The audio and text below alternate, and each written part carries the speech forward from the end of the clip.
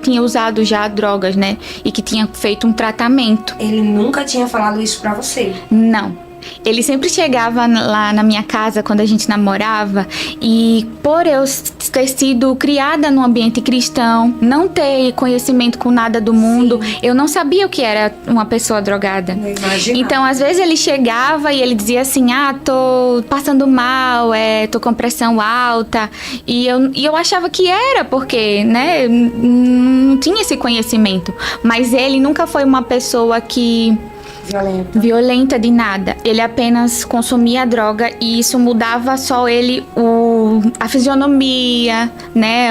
Já no namoro, você conseguiu observar isso? Agora Sim. Que hoje você entende, Sim, você sei faz que outros flashes, né? Mas naquele momento você nem fazia ideia do que estava acontecendo. Nenhuma ideia. E ele sempre falava assim, tô passando mal, vou pra casa. Às vezes ia mais cedo pra casa e não dizia pra mãe dele que tava indo pra casa, porque nesse caminho ele passava pra poder, né, consumir droga. Então, às vezes, do caminho da minha casa pra casa dele, ele também fazia esse uso. Ou às vezes, quando saía da casa dele pra minha, fazia, e aí chegava na minha casa passando mal. E aí, às vezes, ele ia embora mais cedo porque ele tava, né...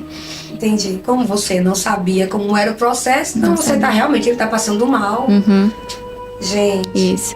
E aí ela sentou com a gente, ela disse tudo isso, falou que ele tinha feito tratamento, né? Mas que naquele momento, assim, ele não estava mais usando e tal.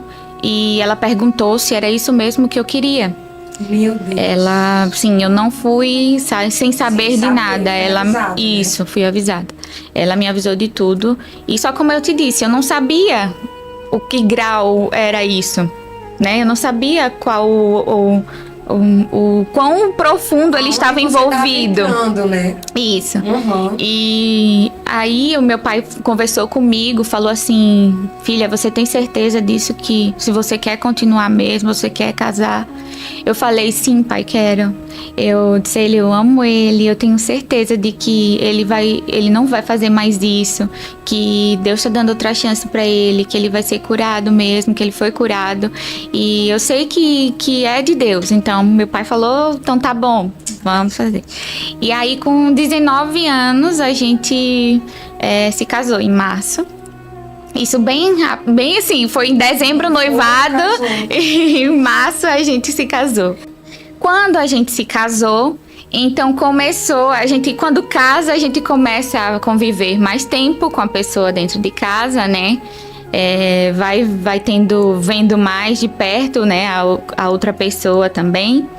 E aí eu comecei então ele trabalhava com som na empresa do pai dele, né? O pai dele tem uma empresa de som e de eventos assim. Sim. E aí ele trabalhava muito na noite, né, fazendo o som para a empresa do pai dele.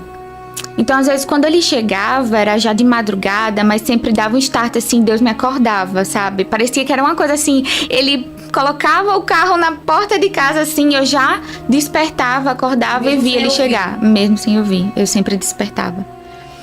Então, eu fui começando a ver ele chegar sempre com essa fisionomia diferente. E aquilo começou, então, a me... né? Despertar isso. O interesse, porque tá assim. Isso. Até porque a tua sogra tinha falado. Isso. Então, você ficou com em alerta. Ali, justamente, alerta. E aí, a gente começa, então, a lavar a roupa, né, deles. Então, e eu fui pegar nas roupas dele também. Quando eu pegava para lavar, eu comecei a ver por trás da blusa uns pó branco na roupa. Isso, uma mancha branca na roupa. E eu disse, meu Deus, o que é isso?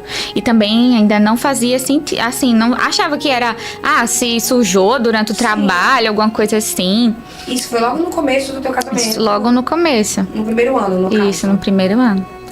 E aí, depois também tinha dias que ele chegava com um cheiro de cigarro, chegava com cheiro também de bebida. Você continuou frequentando a igreja junto com ele? Sempre. Nós nunca saímos da igreja. É importante até frisar isso, porque nós continuamos, mesmo com todas essas coisas assim, ele mesmo usando tudo isso, ele sempre permaneceu na igreja. Ele nunca saiu da igreja. E... aí quando teve outros dias que então eu comecei a ver dentro das calças pinos de cocaína.